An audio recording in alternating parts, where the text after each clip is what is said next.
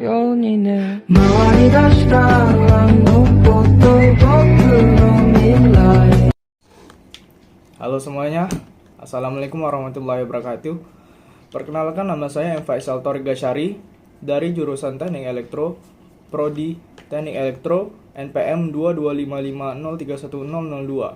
Jadi, saya hari ini akan menjelaskan apa saja materi yang saya dapatkan saat PKKMB pada PKKMB hari pertama, yaitu pemateri yang dijelaskan oleh Bapak Irjen Pol Dr. Ahmad Wijaya. Bapak Irjen Pol menjelaskan cara agar terhindar dari UU ITE, yaitu penggunaan internet harus lebih teliti sebelum men-share sebuah berita, mengecek kembali ketika ingin bertransaksi di internet. Informasi yang dibuat harus berdasarkan pada fakta yang ada. Jangan hanya mengkritik, tapi harus memberi solusi dari masalah tersebut. Meminta masalah jika kita salah, dan jangan takut untuk meminta maaf. Segera melapor ke pihak berwajib jika menjadi korban di sosial media. Pada materi kedua yang disampaikan oleh pemateri Dr. Susetya Herawati, SD, MSI, yaitu yang dijelaskannya adalah tujuan dari pengembangan karakter adalah untuk menjadikan mahasiswa menjadi mean of analysis, karena mahasiswa akan menjadi penerus bangsa yang membuat Indonesia semakin maju. Materi ketiga yang disampaikan oleh Bapak Profesor Dr. Ki Haji Said Akil MA, yaitu pengembangan karakter mahasiswa dalam perspektif agama. Yang dijelaskan oleh Bapak Profesor yaitu kiat-kiat menjaga toleransi umat beragama. Yang pertama, tetap menghormati agama lain, tidak mengolok-olok agama lain. 3. Tidak membedakan agama kita dengan agama teman. 4. Tidak merusak tempat ibadah agama lain. 5. Mentoleransi sesama umat beragama. Selanjutnya dilanjutkan oleh PKKMB hari kedua. Materi pertama dijelaskan oleh pemateri Profesor Dr. Heryandi MSI, yaitu Merdeka Belajar Kampus Merdeka.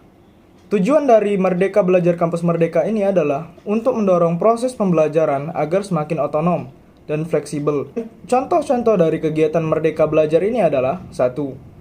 Pertukaran pelajar. 2. Magang atau praktik kerja.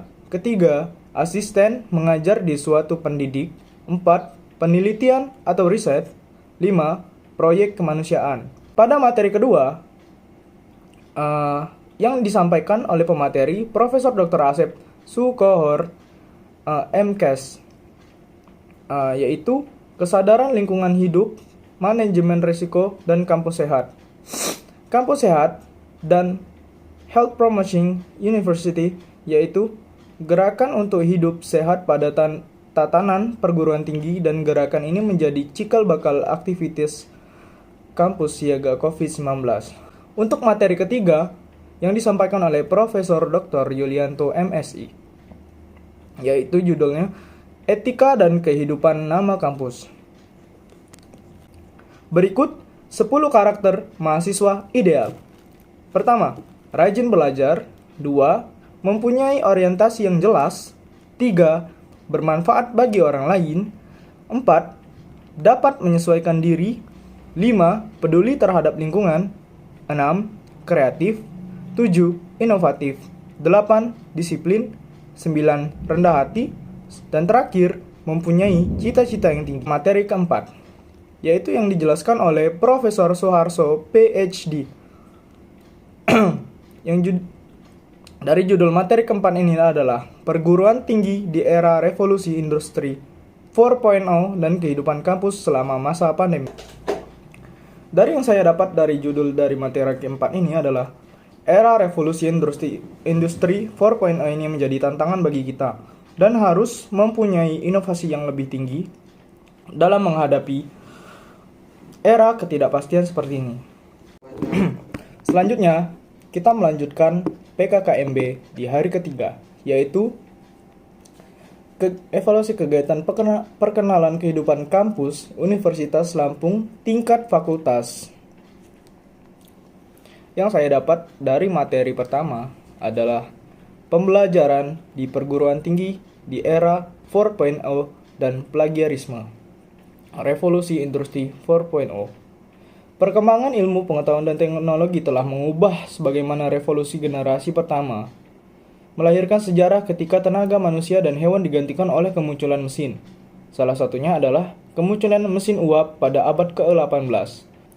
Pada materi pertama ini, kita juga dijelaskan dengan plagiarisme. Plagiarisme disebutnya merupakan tindakan scientific misconduct atau pemalsuan ilmiah yang menggunakan ide, hasil atau kata-kata orang kain tanpa memberikan penghargaan yang sesuai. Pada materi kedua, yaitu sistem perkuliahan dan pembimbing mahasiswa. Jumlah SKS maksimal yang boleh diprogramkan mahasiswa setiap semesternya adalah 24 SKS. Namun, besaran jumlah SKS yang diperbolehkan untuk diambil disesuaikan dengan indeks prestasi semester yang berhasil diraih. Jika setiap semesternya Kuiperin mampu memprogramkan 24 SKS, maka lama studi yang ditempuh untuk menyelesaikan program sarjana bisa jadi kurang dari 8 semester atau tidak sampai 4 tahun. Tahap pertama yang akan dilakukan dalam sistem perkuliahan dan pembimbingan mahasiswa, yaitu praktikum. Yang kedua adalah sistem penilaian. Untuk materi ketiga adalah kehidupan berbangsa, bernegara, dan pembinaan kesadaran mahasiswa. Indonesia adalah wilayah kepulauan yang terintegrasi secara nasional dari daerah daratan dan lautan ke dalam organisasi berbentuk negara kesatuan untuk melaksanakan pembangunan ekonomi dalam mewujudkan masyarakat sejahtera. Pada PKKMB hari ketiga, materi keempat, hak dan kewajiban mahasiswa. Hak mahasiswa memperoleh pendidikan dan pengajaran sesuai dengan persyaratan dan peraturan yang berlaku, mengemukakan pendapat atau ide tanpa mengganggu hak orang lain dan ketertiban umum. Yang kedua adalah kewajiban mahasiswa. Kewajiban mahasiswa yaitu menyelesaikan studinya secara sesuai beban studi berdasarkan kepada ketentuan akademik yang berlaku, memelihara suasana akademik di kampus, menjunjung tinggi alma mater, dan menjaga kewibawaan serta. Selanjutnya, PKKMB hari keempat, yaitu hari terakhir yang dilaksanakan oleh program studi masing-masing. Pada PKKMB hari keempat ini, yaitu penyambutan Maba Pesan Teknik Elektro 2022 oleh Himatro. Sejarah terbentuknya Himatro atas prakarsa dari mahasiswa angkatan 1998 dan 1999 pada waktu itu. Akhirnya, dibentuklah sebuah himpunan mahasiswa jurusan Teknik Elektro atau yang disebut Himatro Universitas Lampung. Hari jadinya yaitu pada tanggal 28 Februari 1999 dan dikukuhkan dengan SK Dekan Fakultas Teknik nomor 10 strip J26 strip KM strip 1999. Hal ini sangatlah sulit dikarenakan ketika rapat dengan mahasiswa teknik sipil, kita sampai mengusir mahasiswa teknik sipil dikarenakan tidak sejalan dengan pemikiran mahasiswa teknik elektro.